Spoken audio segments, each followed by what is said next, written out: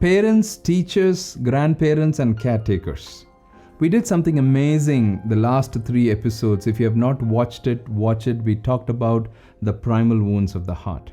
We're going to go into another topic. In our discipleship journey, there are certain things that can short circuit our journey. There are certain places in our discipleship journey that we can get stuck.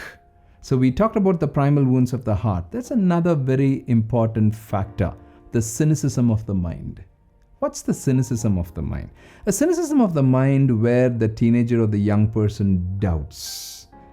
They're basically saying, I don't see anything, I don't see anything good, the statement that I've seen always, there is a nagging doubt in the heart of the teenager or that young person. They don't believe in the things that God has for them anymore. They don't believe in the purposes that God has for them anymore. They don't believe in hope. They don't believe that anything good that can harm. Sometimes they're beginning to question again and again and again and again.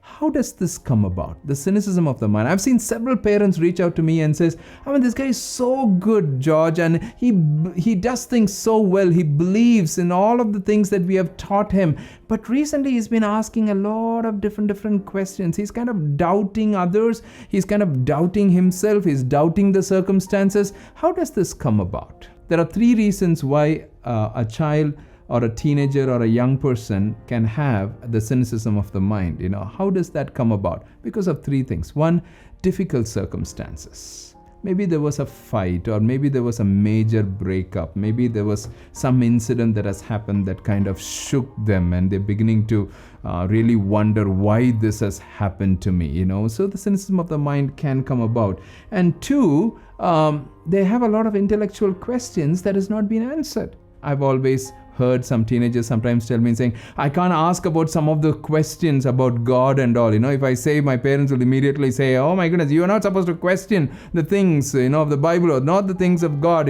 I always tell teenagers, young people, parents, say this to them. You and I cannot question God, but we can question the things about God.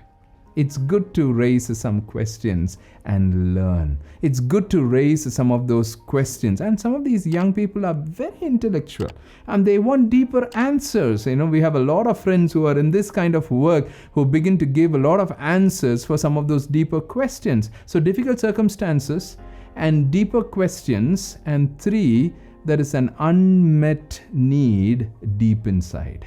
There's an unmet need deep inside. That's why the cynicism of the mind has come about. They're beginning to doubt. They're beginning not to find hope in everything that they are doing. They really don't want to go in that certain direction. We need to come to a place to understand this. More we connect and begin to talk with them, some of these things will come up. It's okay. It's okay. We just need to walk alongside with our children, with our teenagers, with our young people, connect before we correct. And sometimes it's not correction, sometimes it's redirection. Connect before you redirect or correct. But before that redirection, there needs to be a deeper connection. When you have the deeper connection, you will be able to deal with the cynicism of the mind and able to answer it. We'll talk more about it, on how it comes about. How does it come about? And how we can deal with it in the next 2 episodes. Thank you for joining with me. You're very interested in your children, and that's why you're here. Thank you.